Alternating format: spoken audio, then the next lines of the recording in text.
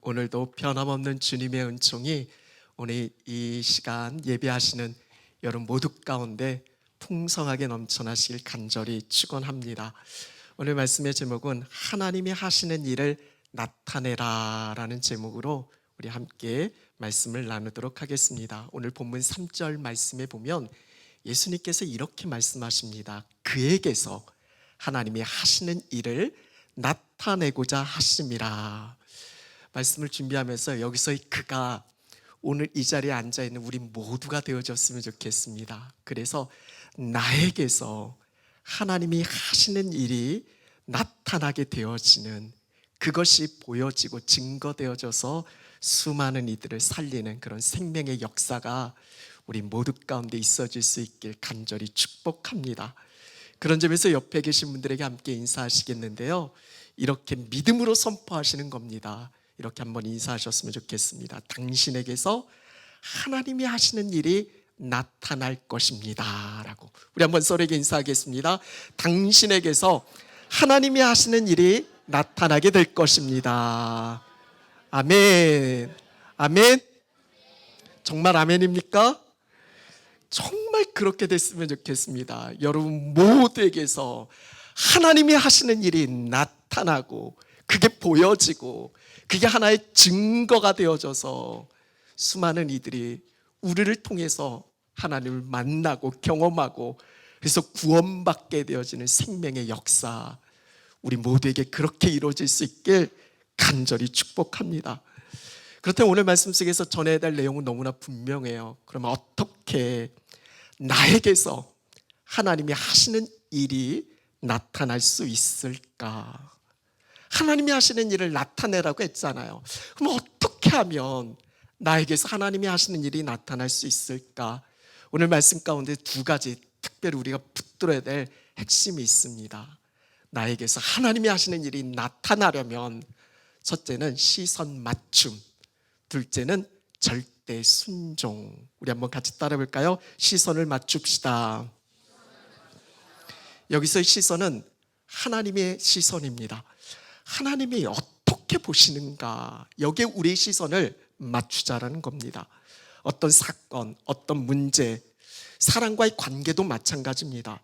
과연 그 속에서 하나님께서 바라시고 원하시는 것은 무엇일까? 하나님 바라시고 원하시는 게 무엇입니까? 그것은 구원이죠. 하나님의 뜻은 너무나 분명합니다. 구원이에요.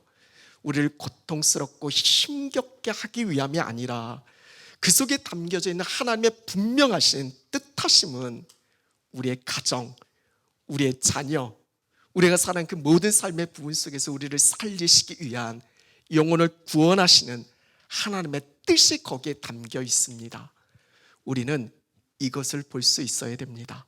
하나님이 이 사건을 어떻게 보시는가, 하나님이 이 사람을 어떻게 보시는가, 여기에 우리의 시선을 맞추자라는 거예요. 그래서 구원의 관점으로 보셔야 됩니다. 성경도 읽으실 때 여러분 구속사로 읽으셔야 하는 것처럼 우리 삶의 모든 문제를 구속사로 볼 수 있으셔야 합니다.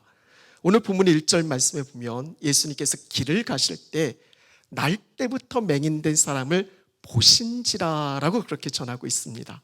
이런 예수님이 보고 계십니다.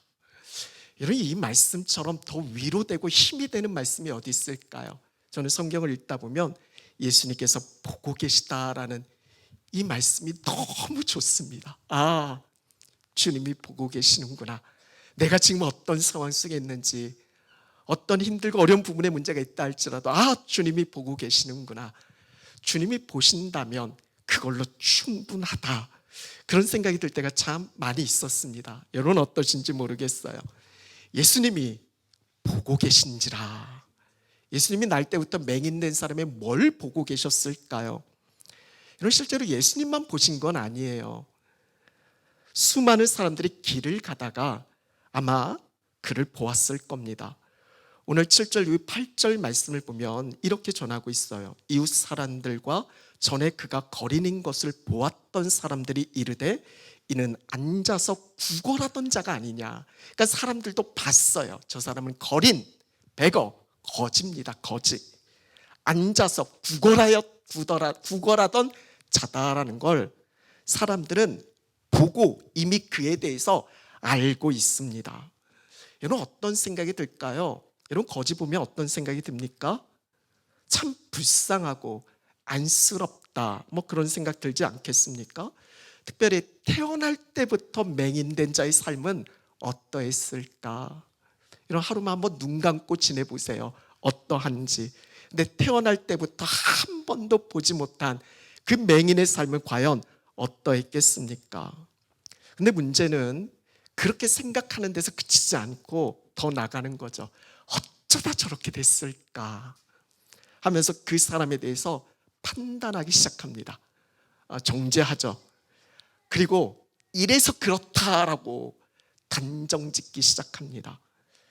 오늘 2절 말씀을 보면 제자들이 이렇게 예수님께 묻죠. 랍비여, 이 사람이 맹인으로 난 것이 누구의 죄로 인함이니까? 자기니까? 아니면 그의 부모니까? 이미 제자들의 마음속에는 이 사람이 이렇게 된 건 죄 때문이다라고 그 사람의 삶에 대해서 단정 짓고 있어요. 그렇게 예수님께 지금 묻고 있습니다. 참 우리가 조심해야 될 부분인 것 같아요. 어떤 사람들을 우리가 볼 때 그 사람의 문제 가운데 있을 때 우리는 그 사람에 대해서 단정 짓고 얘기할 때가 종종 있는 것 같아요. 그러면서 판단하는 거죠. 그 사람이 그 상황 속에 있을 때 그 마음은 어떠할까? 그 마음을 공감하고 체휼해 주는 게 아니라 이래서 저럴 거야 하면서 판단하고 비난하고 그럴 때가 많죠. 여러분 한번 생각해 보세요. 여러분은 판단하고 계십니까? 아니면 체휼하고 계십니까? 지금 제자들은 이미 이 사람이 죄로 인해서 그렇게 된 것이다라고 예수님께 묻고 있어요. 근데 예수님은 너무나 다르죠. 예수님의 시각은.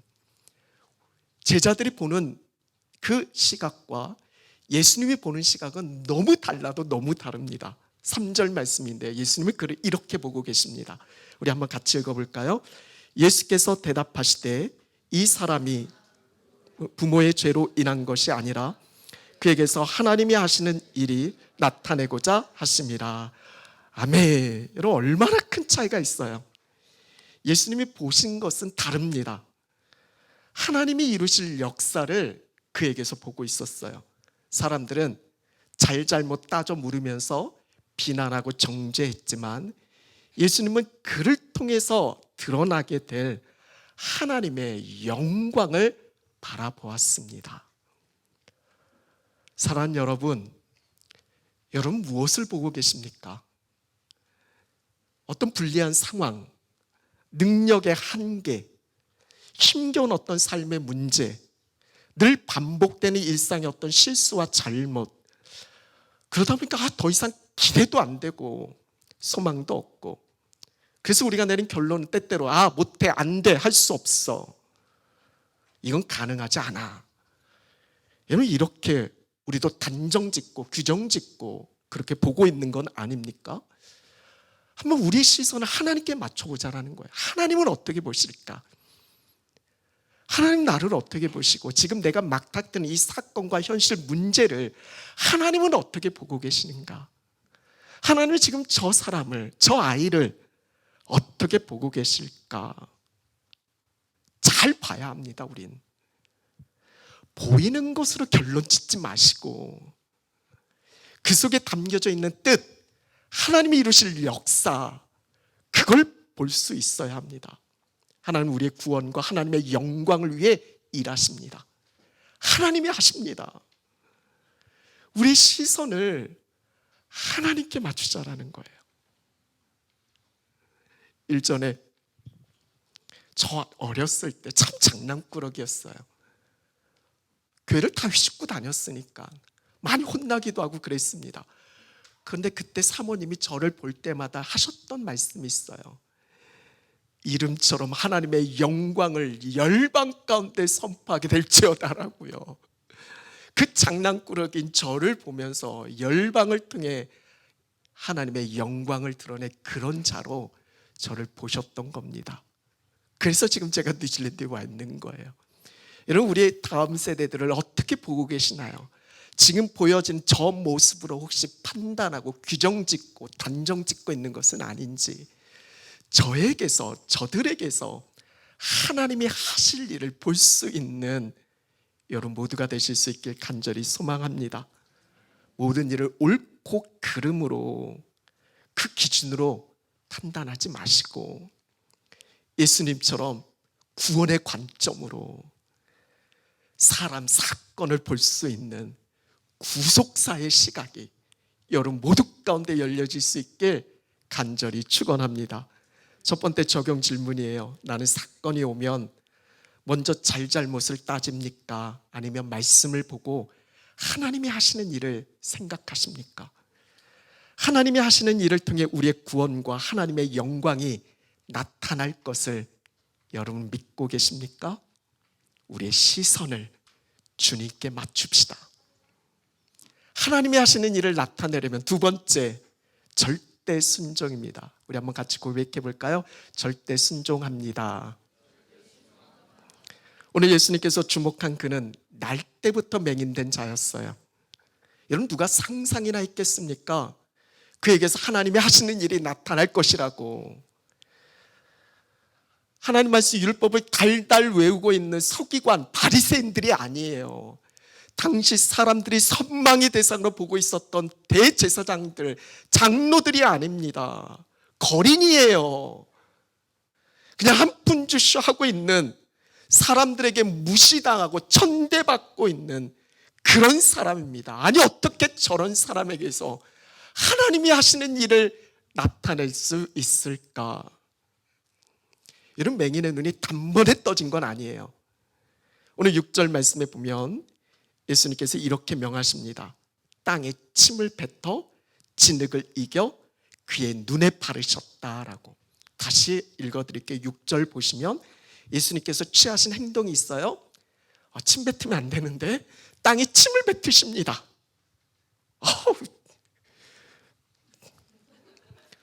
거기서 끝나지 않아요. 그걸 진흙으로 이기셔요. 막 뭉칩니다. 물이 아니에요. 침으로 막 섞습니다. 그리고 그걸 냅다 눈에 바릅니다. 도대체 뭐 하시는 거예요? 아니 보이는 눈도 안 보일 것 같아요. 아니 애들 장난도 아니고, 아니 내가 지금 못 본다고 이렇게 막 해도 되는 거예요? 근데 거기서 끝나지 않아요. 7절 말씀, 예수님이 맹인된 사람에게 이렇게 명하십니다. 이르시되 실로암 못에 가서 씻으라. 누구에게요? 못 보는 사람, 어디가 어디 있는지도 모르고 있는 그 사람일 텐데 맹인에게 가서 씻으라고 그렇게 이야기합니다. 여러분 같으면 가시겠어요? 주변에 있는 사람들이 그 모습을 보면 얼마나 조롱하겠어요. 막 가는 중에 아마 별 얘기 다 들을 수 있을 겁니다. 도대체 뭐 하는 거냐고. 너 바보야? 너 지금 뭐 하고 있어? 막 그러지 않을까요? 근데 맹인은 어떻게 합니까?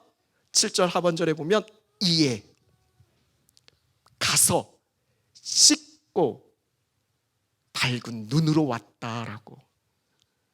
이 앞선 4절 5절에 주님은 나를 보내신 이의 일을 우리가 해야 한다라고, 그리고 예수님 자신이 세상의 빛이다라고 말씀하십니다. 그 말씀을 맹인은 들었을 거예요.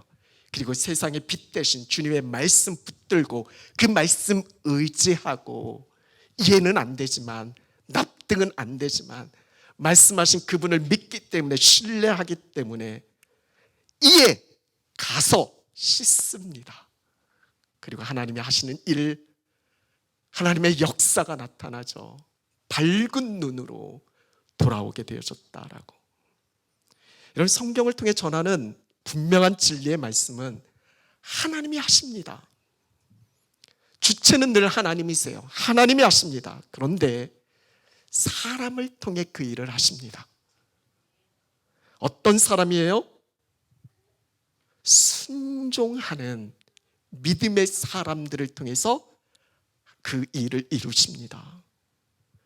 그들에게서 하나님이 하시는 일을 나타내 보이시는 거예요. 여러분, 그렇게 여리고가 무너진 겁니다.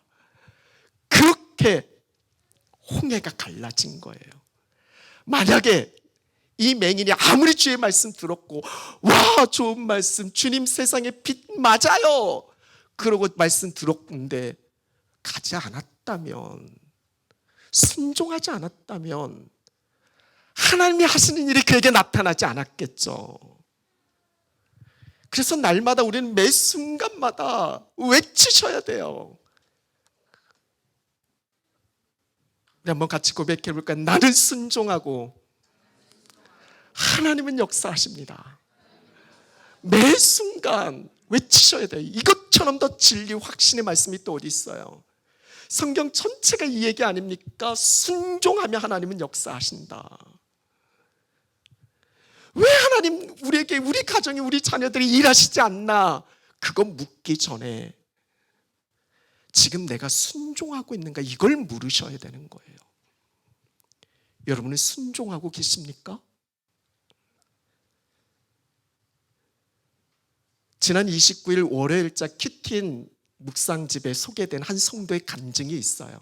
큐티인을 지금 하시는 분들은 그 간증을 아마 읽어보셨을 겁니다. 그 성도님의 아버지는 알코올 중독자예요. 술만 드시면 폭력, 폭언을 일삼습니다. 예전에 참 우리 아버지 세대들은 술을 그렇게 막 드셨던 것 같아요. 견디다 못한 어머니, 누나들은 집을 집을 떠납니다. 집을 나가신 거죠. 따로 삽니다. 당시 이 성도님은 15살이었는데 혼자 이제 집에 남겨져서 아버지와 같이 삽니다. 그의 표현에 의하면 오늘 본문의 맹인처럼 어둠 속에서 하루하루를 버텼다고 합니다.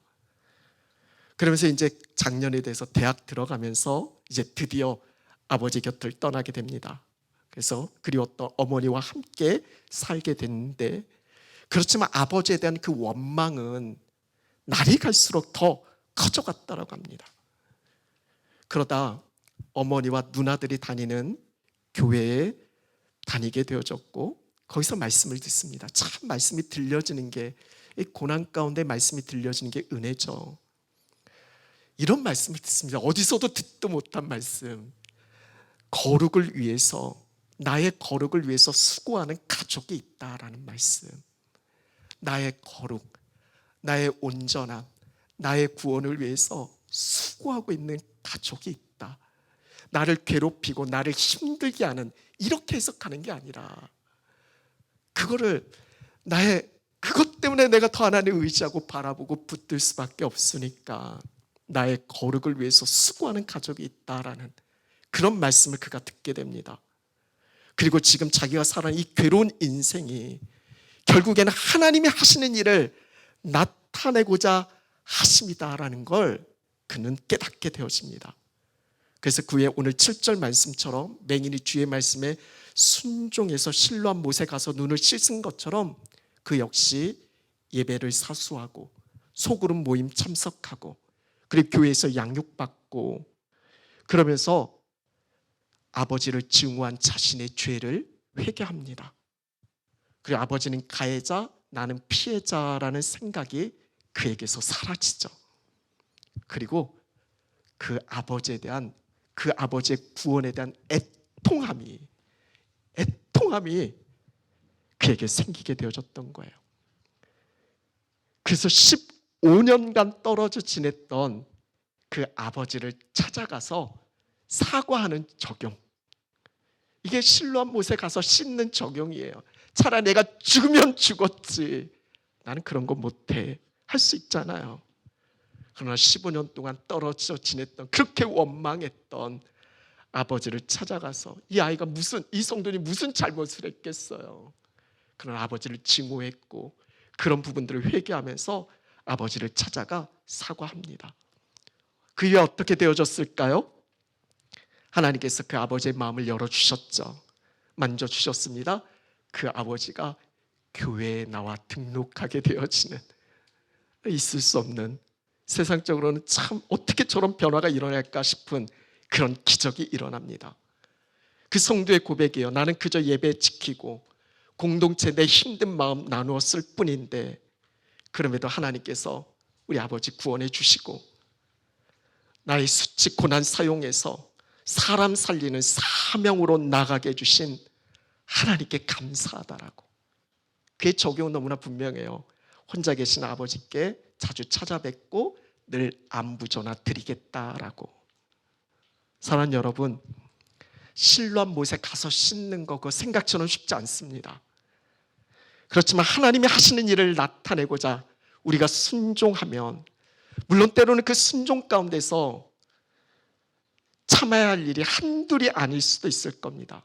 때로는 사람들의 어떤 비난과 조롱, 또 수치, 부끄러움, 그런 걸 당할 수도 있을 겁니다. 하지만 우리가 순종해야 할 것 생각하고 내게 말씀하신 그분을 믿고 내가 신뢰하기 때문에 그 안에서 내가 순종하면 하나님은 반드시 역사하십니다. 반드시 하나님이 하시는 일을 순종한 그에게서 나타내십니다. 오늘 이 자리에 계신 여러분, 영혼 구원의 사명에 순종함으로 우리 주님이 책임져 주시는 그런 복된 인생, 그런 삶 살아가실 수 있길 간절히 축원합니다.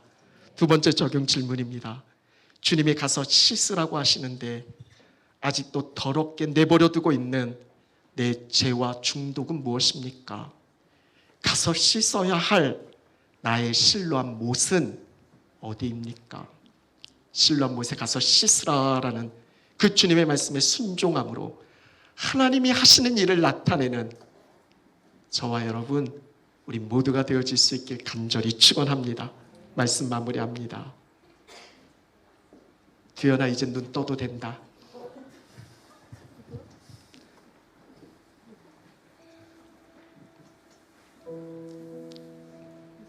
하나님이 하시는 일을 전 보고 있어요.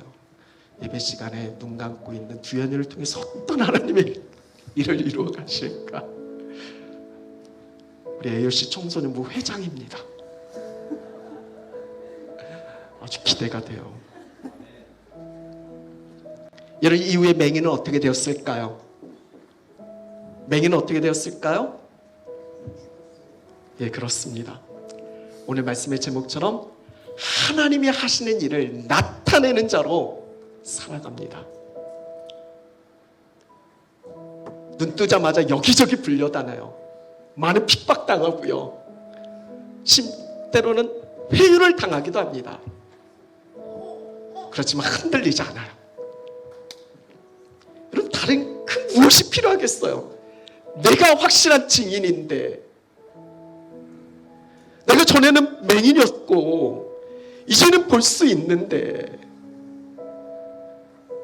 이게 너무나 분명하고 확실한데 그렇게 예수님 만났고 이에 내가 주여 내가 믿나이다라고 주님을 진정 믿고 따르는 참된 제자가 됩니다. 여러분, 사탄은 끊임없이 우리의 발걸음을 돌려놓으려 할 겁니다.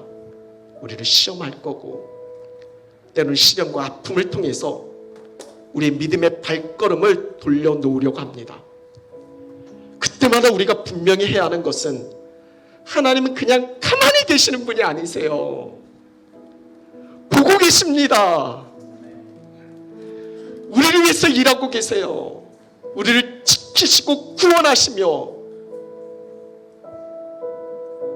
반드시 우리를 선하신 주의 뜻하심 속에 이끌어 가십니다. 사랑하는 여러분, 주님의 음성 들읍시다. 신실하신 주님께서 오늘 나에게 무엇이라 말씀하시는가? 너에게서 하나님이 하시는 일을 나타낼 것이다 라고. 들으세요. 나에게서 하나님이 하시는 일을 나타나게 하실 것이다 라고. 그러니까 우리의 시선 하나님께 맞춥시다. 그분의 말씀을 듣고 순종합시다. 실로암 못에 가서 씻는 적용합시다.